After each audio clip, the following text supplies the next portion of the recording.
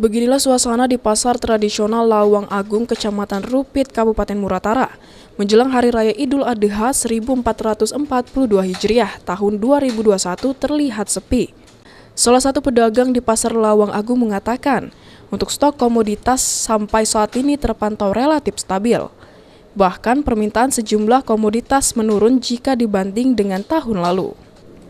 Hanya telur ayam yang mengalami kenaikan harga, sedangkan harga komoditas yang lain masih dalam keadaan stabil, tidak mengalami perubahan.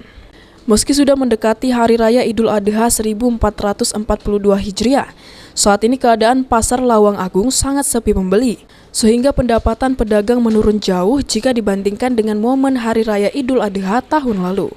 Jual badiwo, ini dapat mak. Itu penyebab namanya itu ngapa itu, Pak? Kurang tahu. Kurang tahu. Memang belinya di Kita beli juga. Kalau yang beli banyak Pak ya? Yang beli banyak ya? kan Mangkal kini belum. Belum dekat ya. Ini belum masalah. Ini masalahnya. Cuman jam beli sepi. Ngapa itu sepi, Pak? Tahu. Itu semakin sepi ya? Biasanya nak lebaran 10 hari yang lebaran sudah ramai. Tahun ini? Tahun ini jatuh.